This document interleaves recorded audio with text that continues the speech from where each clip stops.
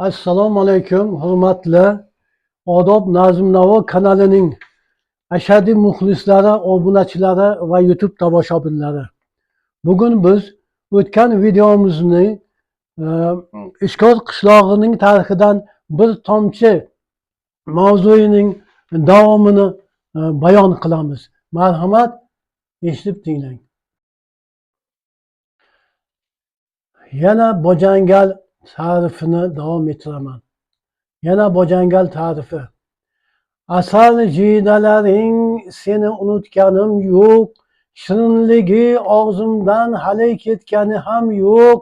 Paxtazorning belida qoq o'rtasida, buttalar jangallar o'tlar orasida. Uchtub jangal va oq jiyda o'sardi, oltin jiydalardan asal tomardi. Bu joy Bojangal deb atalardi, el tabarruk deb tiliga olardi. Mening zavqqa to'lgan hur bolaligim, senda qolgan yoshligim. Bolaligini eslarkan gohida odam, 71 yoshga kirsa ham odam.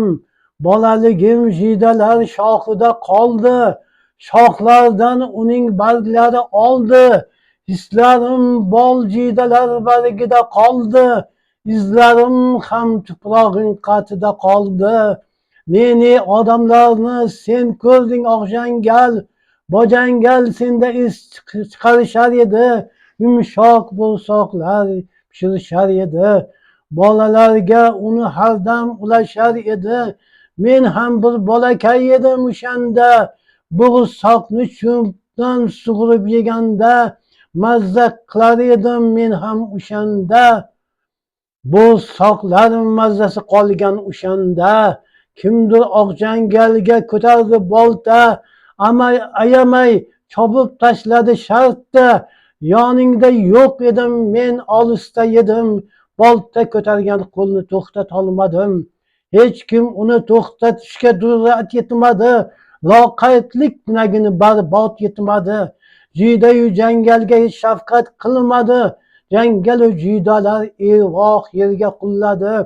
Jiydalar kesilib cho'p o'tin bo'ldi, o'choq tandirlar kuliga to'ldi, yondi, kul bo'ldi, ado bo'ldi. Bojangalim ham yo'q bo'ldi, ado bo'ldi. Entikib eslayman men Bojangal hamon, kechagidek ko'z oldimda san namoyon. Paxtazor o'rtasida turar Bojangal, xayolim tasmasidan o'tar galma-gal. Sen mening qalbimda tutgaysan makon, mening qalbimda topgaysan imkon. Chor qul o'g'ling seni eslagay har on, qalbim ardog'idasan doim Bojangal. Qishlog'imizning janubida Paxtazor dalalari Bobomasho kozasigacha 15-20 gektar yerlar bo'ladi. Bu yerlar hosildor yerlar edi. Ilgari Ishkon qishlog'ining yerlarini Kuyovxo'ja yerlaridan ajratilmas, faqat bir ariqcha ikki tomoni tutzor bo'lardi. 1980-yillarda bu ariqchaning o'rnida zahkash qazildi. Ishkon qishlog'ining g'arb tomonida Nalbandon, Shavgon qishloqlari, shimol tomonda Aliyor, So'sana qishloqlari, sharq tomonda Qushoq, Sarkunda qishloqlari, janub tomonda Qummoschi, Kuyovxo'ja qishloqlari bilan o'ralgan. Qishlog'imning ariqlarining tarifi.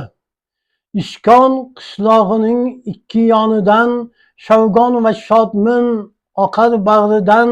Ishkonu Shavgon ahlini boqar, qolgani Kuyovxo'ja qushiga oqar. Shodmin suvi Shodminga ketar, Kuyovxo'ja qushi Katiga yetar. Bularda Sarkunda degan ariq Shodminga qo'shildi, o'ldi bu ariq. Qishlog'imning ikki tomonidadir ikkita katta zahkash yoki zabur. Shu zahkash zaburlarning tarifi haqida yana bir she'r. Qishlog'imning sharqi g'arbidan bir zabur zahkash o'tardi eskidan. Bu zahkash chashmalarga bisyor edi, baliqlar ko'p juda mozdor edi. Qishlog'imning sharqi janubida zahkash qazildi ariq o'rnida. Zahkashda baliqlar edi bisyor, o'rtasi Luxzor, Qamishzor. Qishlog'imning yaylovlarining bo'yanzorlarining tarifi. Qishlog'imning sharqi tomonida Shodmin arig'i bilan Sarikunda ariqlari o'rtasida uzunlashtiga 2000 metr, eniga 100 metr taxminan 14-15 gektar yer bor edi. Bu taqir yerda gaz, yulg'un, yantoq, ajriq, bo'yan, yovvoyi o'tlar o'sadi. Mana shu yaylovda bolalar qo'y va sigirlarni boqar va tayoq shum-shum o'ynardi. Bolalar bilan o'spirinlar qo'shilib o'ynashardi. Bu oy bolalarning sevimli joyiga aylanib qolgan edi. Bu joylar taxminan 1960-yillarda tekislanib, paxta dalalarga aylantirildi. Bu joylar mening hayolim tasmasida muhrlanib qolgan. Bolalik yillarimda bu joylarni shunday ta'riflab yozgan edim. Shu maydon tarifi. Bir maydon bor edi, taqir bo'yanzor, tayoq shum-shum o'ynar edik beozor. Ikki ariq edi maydonga sarhad, qo'y sigirlar o'tardi unda behad. Tongdan shomgacha unda mol boqardik, beg'araz kulardik, unda o'ynardik. Maydon taqir edi ahyonda yantoq, yong'un, bo'yan o'sar har yonda. Bu yer paxta dalalariga aylantirildi. Bu maydon faqat mening qalbimni qarshisida qoldi. Maydon tarifi. Quchoq va Sarikunda paxta dalalarining o'rtasida bir bo'yanzor bo'lardi. Bu yerda har xil o'tlar, gaz, bo'yan, yulg'un, yantoq o'sardi. Bu bo'yanzorlar uzunligi 1,5 metr, eni 30 metrgacha, taxminan yarim gektargacha bor edi. Maktabdan keyin men, Hamza, Qurbon va Halima bu yerdan bo'yan o'rib orqalab uyga olib kelardik. Bo'yanni tandirga yoqib non pishirishardi. Olovni sandaliga solinardi. Sandaliga maza qilib issiq yopilgan nonni tanovul qilib choy ichardik. Qishda o'rik shoxlaridan kesib yoqib olovni sandalga solinardi. Hech kim oyoq og'riq bo'lmasdi. Bolaligimda bo'yanzorni shunday ta'riflaganman. Bo'yanzor tarifi.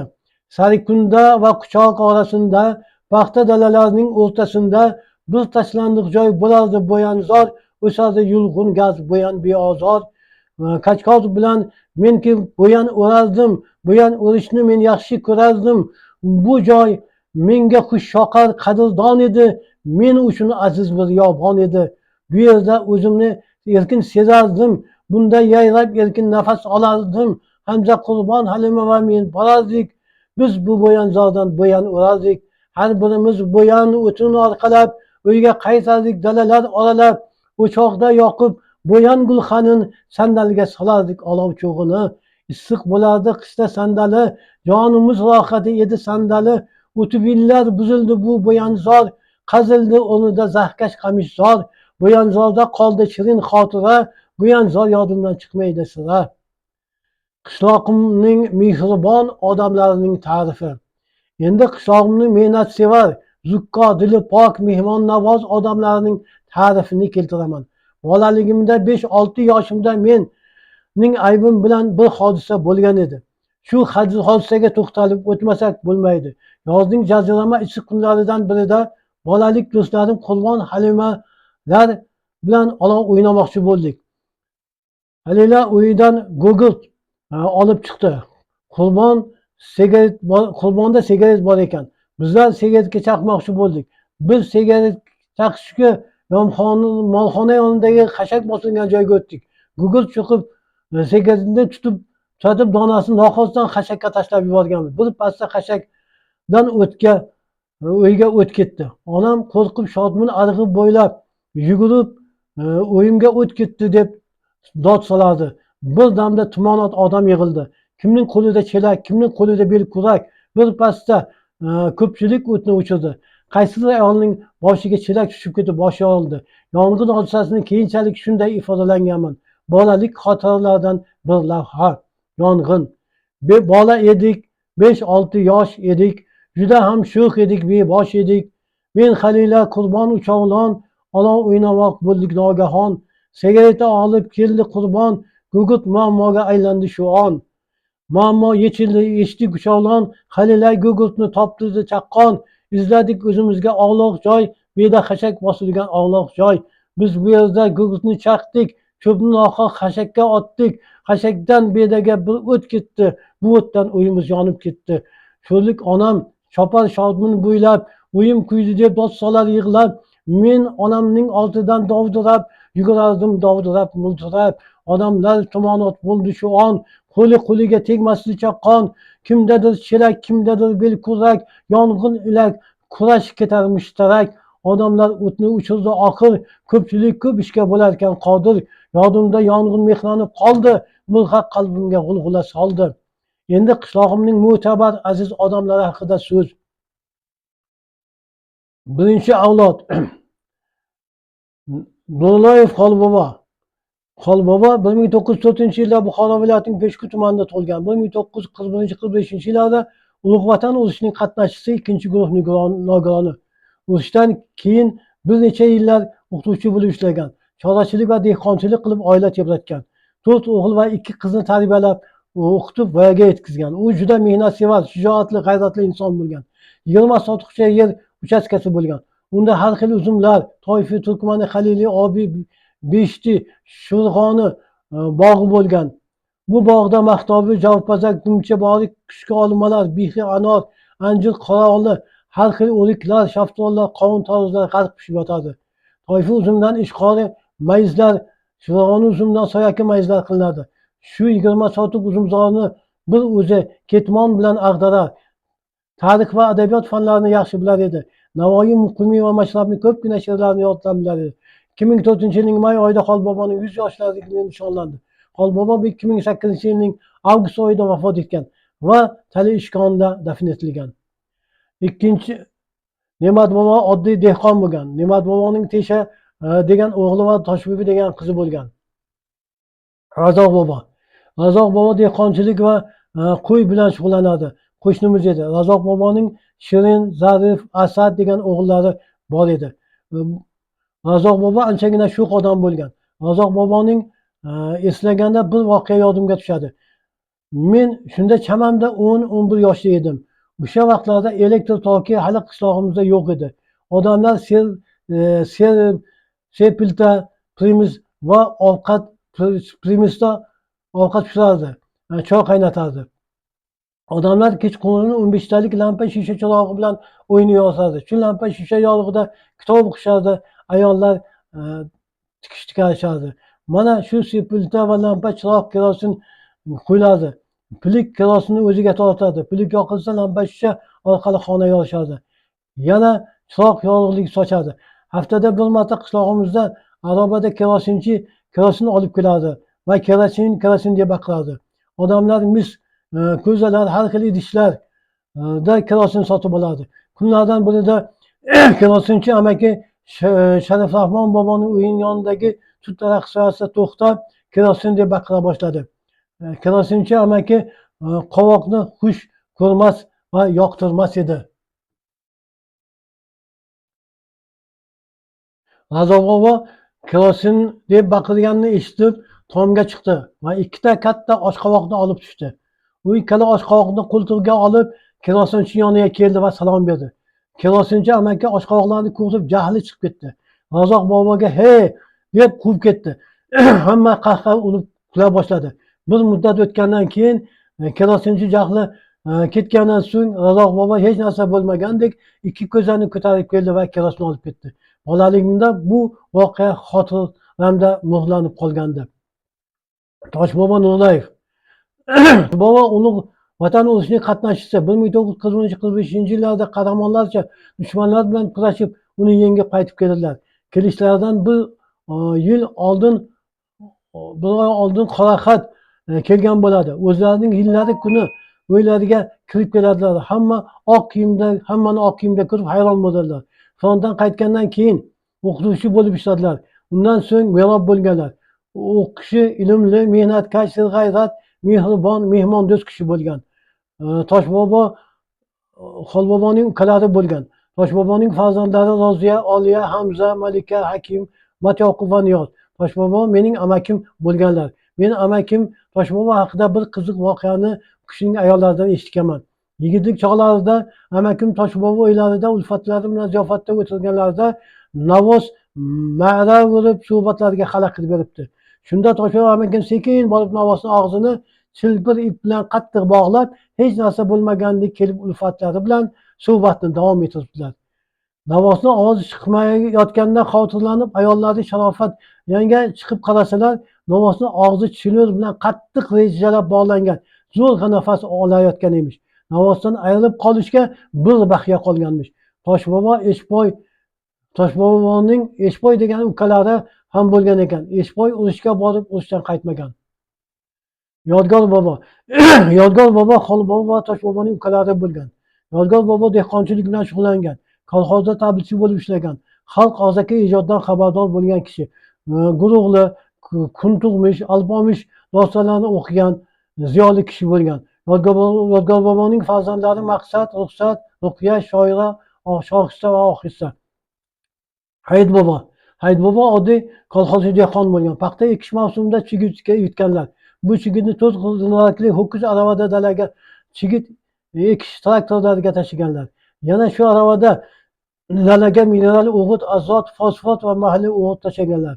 Bu sodda, bo'yi pastroq kishi bo'lgan. Fe'llarida sal qaysarlik bo'lgan. Hayit bobo hamma vaqt oddiy xalq xizmatida bo'lgan. To'ylarda samovarda choy qaynatganlar. Kolxozda hamma vaqt og'ir ishlarni qilganlar. Juda mehnatsevar, kamtar odam bo'lganlar. Qozoq bobo mehnatkash oddiy dehqon bo'lgan. Qozoq boboning Jabbor Tura, Karim degan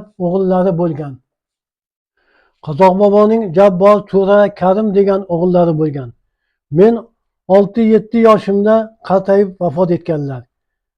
Men yosh bo'lganim uchun u kishi haqida to'liq ma'lumotga ega emasman.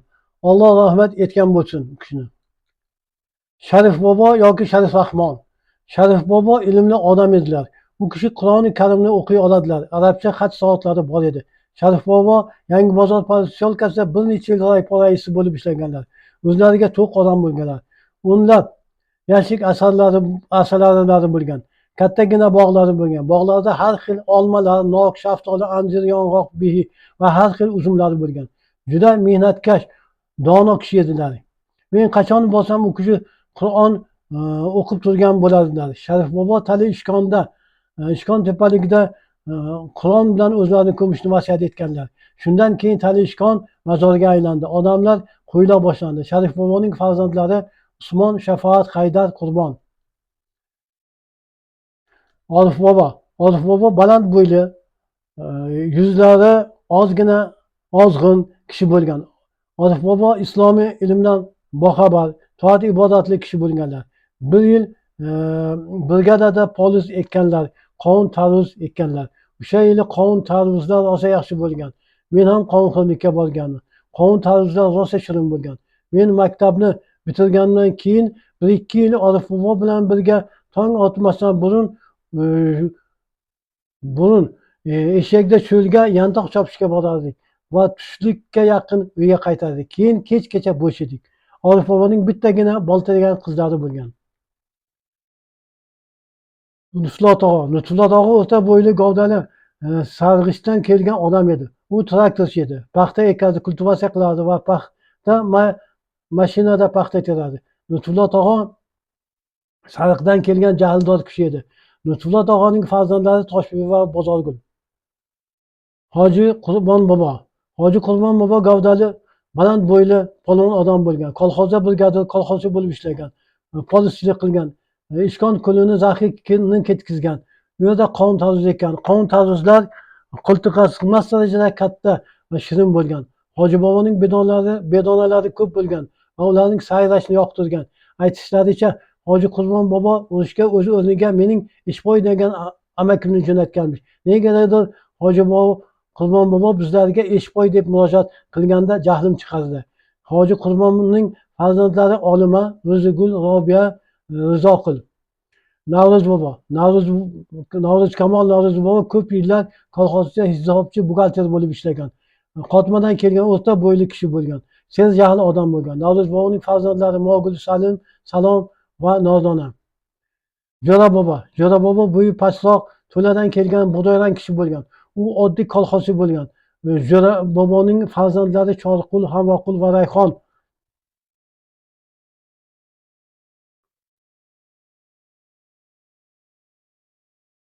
Ikkinchi avlod Yo'ldosh aka. Yo'ldosh degan kurashchi polvon yigit Nima boboning qizini Toshbekka uylangan. Shavgon qishlog'idan ishqiyoq bo'lib kelgan. Yo'ldosh aka kolxozda suvchi bo'lib ko'p yillar ishladi. Yo'ldosh uyida edi. Yo'ldosh akaning ona bir ota boshqa Nurullo degan ukasi Qushchi qishlog'ida Po'lat bog'i uyida edi. Yo'ldosh aka Po'lat bog'idan keyin onasi va ukasi Nurulloni ishxonaga olib keldi va uni uylantirdi. Yo'ldosh aka transport yo'l harakati hodisasi sababli vafot etdi.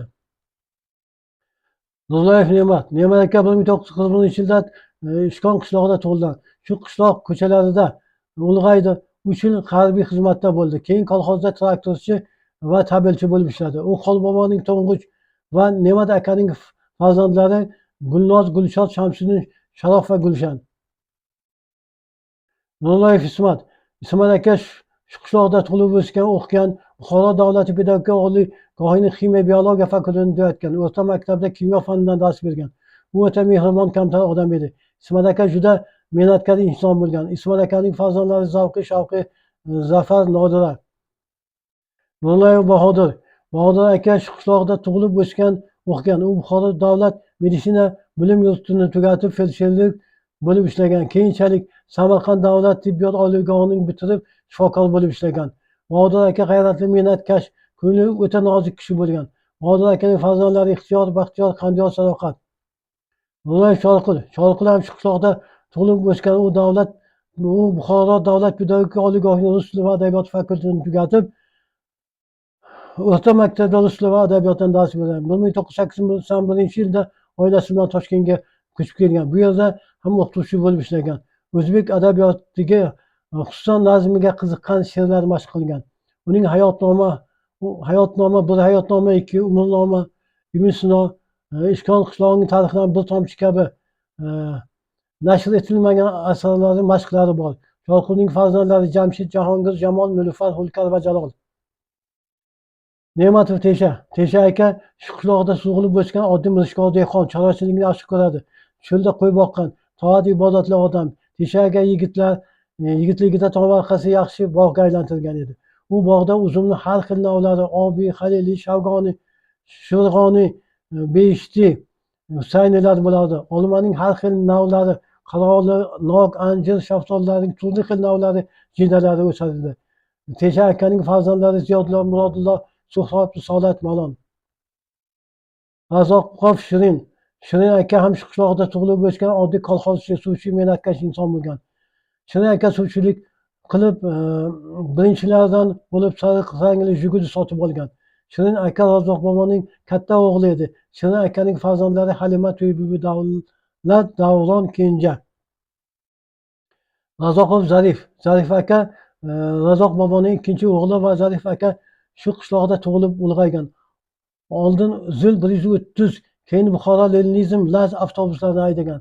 Zarif aka Zil 130 samosalda ishlaganda benzin shunchalik ko'p bo'lganki, kilometraj qilish uchun, spidometrlarni aylantirish uchun benzin zaxkashlarga to'kilgan. Zarif aka Laz avtobusda ishlab yurganda qiziq bir voqea bo'lgan. O'shanda men 15-16 yoshda bo'lganman. Susana ko'li degan dala yo'lda yuqorida paxta terardik. Zarif aka avtobusda kelib to'xtab tushganlar. Shu yerda 4-5 erkaklar yig'ilib brigadir To'ratog'a bilan suhbatlashib turgandi. Zarif aka cho'ntaklaridan plastmassadan yasalgan ilonni dumidan ushlab, ana ilon dedilar. To'ratog'a qo'rqib qochganlar. Zarif aka bu plastmassadan yasalgan o'yinchoq, haqiqiy ilon emas desalar ham yaqin kelmaganlar. Hamma maza qilib kulishgan. Zarif akaning farzandlari Shuhrat, Shavkat, Furqat, Farhod va Sabohat. Razoqov Asad akam shu qishloqda tug'ilib o'sgan, harbiy xizmatni Toshkent shahrida o'tagan. Armiyadan keyin kolxozda traktorchi bo'lib, DT-28 zanjirli traktor dizelda ishlagan. Paxta dalalarini shudgor, barona, chizel mola qilgan. Paxta dalalarining egatlari orasida kultivatsiya qilgan. Asad aka juda mehnatkash odam bo'lgan. Asad akaning farzandlari Gulchehra, Gulnora, Talab, Gulmira, Isroil, Ibrohim. Nurlayev Hamza akam shu qishloqda tug'ilib o'sdi, o'qidi va ulg'aydi. Bolaligida adabiyot, musiqaga qiziqardi. Ayniqsa Faxriddin Umarovning muxlisi edi. O'rta maktabni tugatgandan keyin Buxoro davlat qishloq xo'jalik bilim yurtini tugatdi. Keyin Toshkent davlat politexnika oliygohini tugatdi. MTS muhandis injener bo'lib ishladi. U mehnatkash, mehribon, kamtar inson. Hamza akaning farzandlari Xurshida Xolida Yulduz Ulug'bek va Avaz. Nurlayev Hakim. Hakim Nurlayev ham qishloqda tug'ilib ulg'aygan, kolxozchi bo'lib ishlagan. Bir necha yil cho'lda yangi o'zlashtirilgan yerlarda qon to'zib ekkan. Har xil uzum lavlari yetkazib, xalq dasturxoniga tortiq qilgan. Qalbi pok inson. Qalbi ham o'zi ham yosh ajoyib inson. Toshboy boboning ikkinchi o'g'li Hakimjon yaxshigina oshpaz, kulinar. Ham Hakimjonning farzandlari olim, dilovar. Nurlayev Matyoqub Nurlayev ham shu qishloqda tug'ilib o'sgan. Matyoqub harbiy xizmatdan keyin Buxoro davlat pedagogika oliygohining harbiy xizmatga tayyorgarlik fakultetiga o'qishga kirib, uni tugatgan. Keyin o'rta maktabda harbiy ta'limda o'qituvchilik dars bergan. Matyoqub kamtar inson, mehnatsevar, xushfe'l, dilkash inson. Matyoqubning farzandlari Feruz, Madrayim, Shafoat. Nurlayev Niyoz Niyoz Nurlayev ham shu qishloqda tug'ilib o'sgan, o'qigan. Niyoz Buxoro davlat kooperativ bilim yurtida o'qigan. Yaxshi sportsmen, karate bo'yicha qora belbog' egasi, sohibi. Bir necha yil ilgari ichki ishlar xodimlariga qo'l jangi bo'yicha murabbiylik qilgan, yoshlarga karatedan murabbiylik qildi. Niyoz qalbi pok, xushchaqchaq, ajoyib inson. Niyozning farzandlari Alisher Shahzod.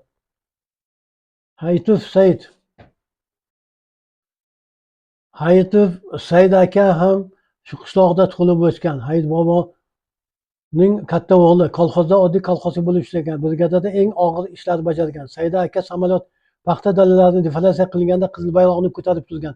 Samolyot esa uning ustidan bemalol dori sepib o'tavergan. Said akaning farzandi yo'q.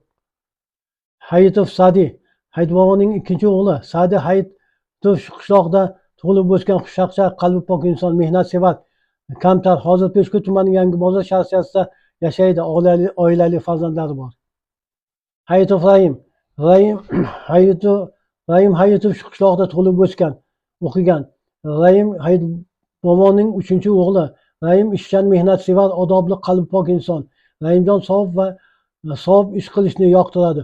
U Talishkon mazori avliyosi yo'lini zinapoyalar qilib chiroyli beton qilgan. Alloh undan rozi bo'lsin. Rahimjon farzandlari Qayyum, Zebuniso, Husniddin va Hayitboy. Hayitov Choriqul Hayitboyning to'rtinchi o'g'li. Shu qishloqda tug'ilib o'sgan. Choriqul mehnatkash, mehnatsevar, kamtar va odobli inson. U ustachilik bilan oila tebratadi.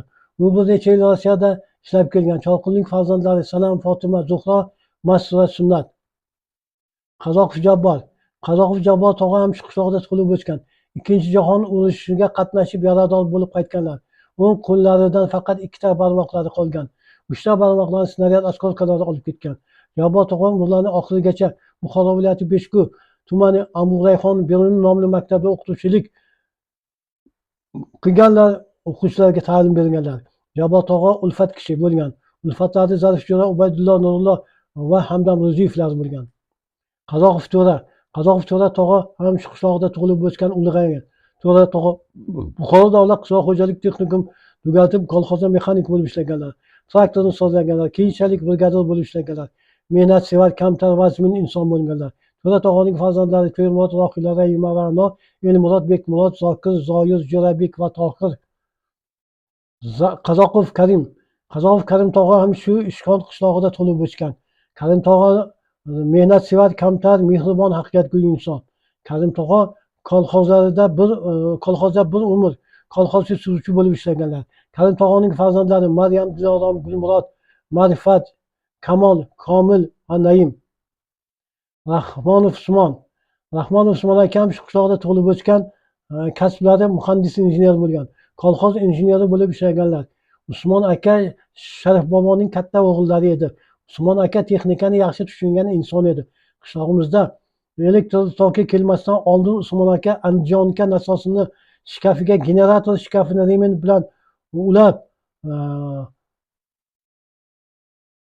o'zgarib turuvchi elektr tokini hosil qilgan va bu elektr toki qishloq ko'chalari, xonalarni charog'on qilgan. Usmon aka qishlog'imizda birinchilardan bo'lib 7-8 metr turbani uchini o'tqirlab yerga urib, kachalka bilan yer tagidan muzday suv chiqargan. U bir necha yil qishlog'imizda brigadir bo'lib ishladi. Usmon akaning aka izlanuvchi, novator inson edi. Usmon akaning farzandlari Rohat, Faxriddin, Fazliddin, Zulayho, Zulfiya, Zamira, Nurali va Sherali. Rahmonov Haydar akam shu qishlog'ida tug'ilib o'sgan. Qarshi shahrining Muborakida bir necha yil provoyda ishladi. Haydar aka Sharif boboning ikkinchi o'g'lidir. Haydar aka savob ishlarni yoqtiradi. U ham tali ishkon avliyosini chiroyli semin betonli yo'lakchasini bunyod qildi. Alloh unga ajrini bersin. Haydar akaning farzandlari Alfiya, Lutfiya, O'tkir, Baxtiyor. Rahmonov Qurbon ham shu qishloqda tug'ilib o'sgan. Qurbon oddiy kolxozchi bo'lib ishlagan. Yaxshigina oshpaz ham edi. Qishloqda to'ylarda osh sofi pishirar edi. Mehnatkash, xushchaqchaq, kamtar inson. Qurbonning farzandlari Jamshid, Qurbonov Rizoqul ham shu qishloqda tug'ilib o'sgan. Rizoqul Qarshi davlat pedagogika oliygohining jismoniy tarbiya fakultetini tugatgan. U maktabda bolalar jismoniy tarbiya fanidan dars beradi. Rizoqul qishloqda to'ylarda osh pishiradi. U mehnatsevar, odobli, xushmuomala inson. Rizoqulning farzandlari Mirzo, Kamolov Salim akam shu qishloqda tug'ilib o'sgan. Salim aka Tojikistonning Dushanbe davlat oliygohining ximiya biologiyani o'qib tugatgan. Keyin Abdurayxon Berun nomli maktabda uni oxirigacha ximiya va biologiya fanlaridan dars bergan. Maktabda ilmiy mudir, direktor lavozimlarida ishlagan. U mehnatkash, kamtar, tartibli insonga rioya qiladigan inson bo'lgan. Salim akaning farzandlari Jamila, Fazila, Karom, Ikrom, Ilhom, Islom, Zulfiya va Istam. Kamolov Salom akam shu qishloqda tug'ilib o'sgan. Tojikistonda Dushanbe davlat pedagogika oliygohining fizika matematika fakultetini tugatgan. Salom aka Abdurayxon Beruniy maktabda o'quvchilarga fizika va matematika fanlaridan dars bergan. Salom aka mehnatsevar, xushchaqchaq, kamtar inson. U bir necha yil cho'lda yer olib tadbirkorlik ham qilgan. Hozir u nafaqada. Jo'rayev Choriqul aka shu qishloqda tug'ilib ulg'aygan. Choriqul aka kolxozda traktorchi bo'lib ishlagan. U paxta ekkan, kultivatsiya qilgan, paxta terish mashinasida paxta tergan. Choriqul aka mehnatkash, xushchaqchaq, kamtar inson bo'lgan. U qishda dalalarni barana mola qilgan. Choriqul aka menga traktor haydashni o'rgatgan. Uning farzandlari Moira. Jo'rayev Faroqul aka ham shu qishloqda tug'ilib o'sgan. Kolxozchi, traktorchi va tabibchi bo'lib ishlagan. Mehnatkash, sodda, mehribon, kamtar va yumshoq fe'lli inson. Hamroqul akaning farzandlari Otabek, Hamroqul aka nafaqada. Po'latov Nurlo Qushchi qishlog'ida Po'lat bobo oilasida tug'ilib o'qigan. Keyin Nurloning onasi bir otasi, boshqa akasi yo'ldosh uni onasi bilan Ishkon qishlog'ida ko'chirib olib kelgan. Nurlo xushchaqchaq, kamtar inson. Nurloning farzandlari Nodir. Uchinchi avlod Nurlayev Shamsiddin Ishkon qishlog'ida tug'ilib o'sgan. Shamsiddin mehnatkash, xushchaqchaq, kamtar inson. Rossiyada ishlab oilasini tebratadi. Shamsiddinning farzandlari Firdavs, Farid, Mustafo. Nurlayev Sharof ham shu qishloqda tug'ilib o'sgan. Sharof mehnatsevar, oddiy va kamtar inson. U Rossiyada ishlab oilasini tebratadi. Sharofning farzandlari Shaxriyor, Shoim. Nurlayev Zavqi ham shu qishloqda tug'ilib o'qigan. Zavqi Buxoro davlat pedagogika oliygohining ximiya biologiya fakultetini o'qib tugatgan. U liseyda o'quvchilarga ximiya va biologiya fanlaridan dars beradi. Mehnatkash, oddiy inson. Zavqining farzandlari Behruz, Behzod, Dildora, Mohina. Nurlayev Shavqi ham shu qishloqda tug'ilib o'sgan, o'qigan. Kasb o'qituvchi. Bir necha yil Namyon sport maktabida ishlagan. Hozir Rossiyada oila tebratadi. Hozir Rossiyada ishlab oila tebratadi. Shavqining farzandlari Shohrux, Maftuna, Shohijahon, Shohimarzon.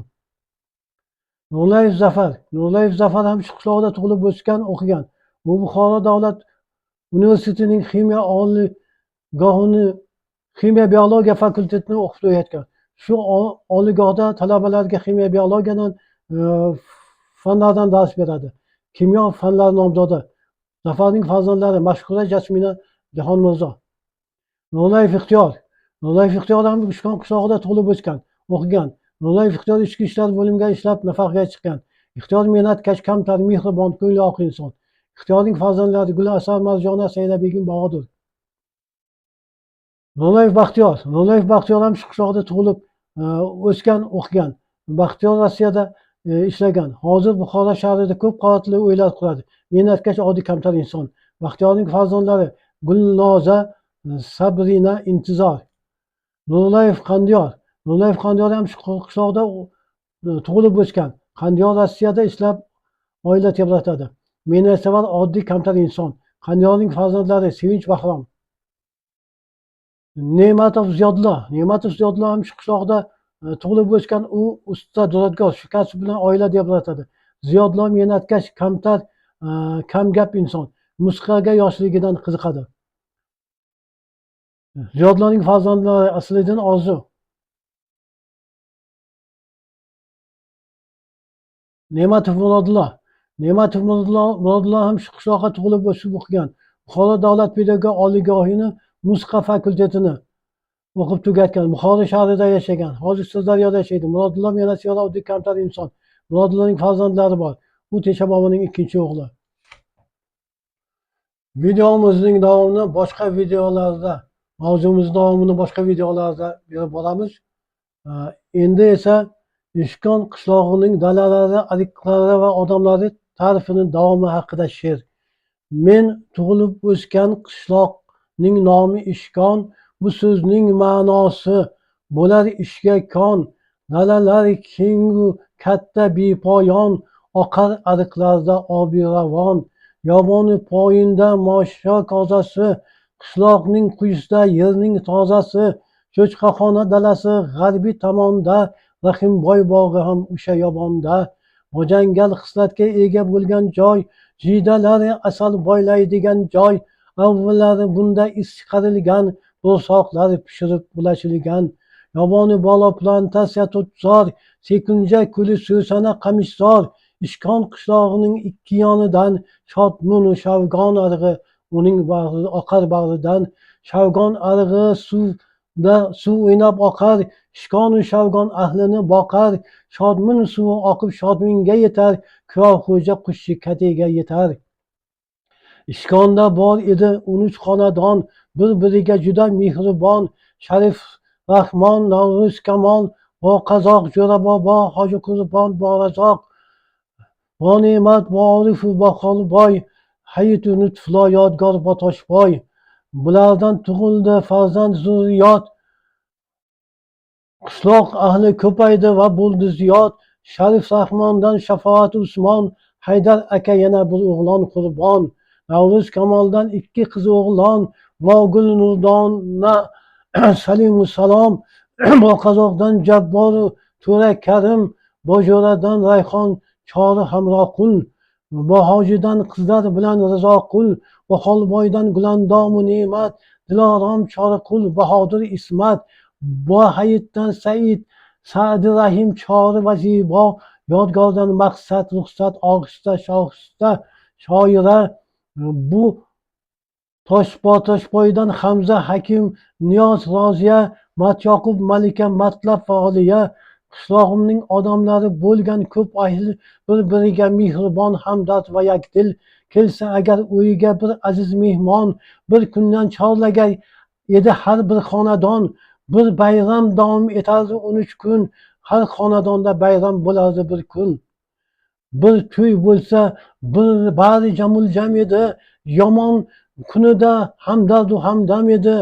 Sharif Rahmon edi rais raypoda, ilmli odam mullo edi Ishkonda. Xolnurlo muallim va mirishkor, bog'ida olma, uzum, zardoli bisyor. Lutfullo tog'a Choriqul traktorchi, Karim tog'a Shirin Asad kolxozchi, Shirin Karim Yo'ldosh Orif suvchi, Yodgor Hamroqul Ne'mat tabilchi.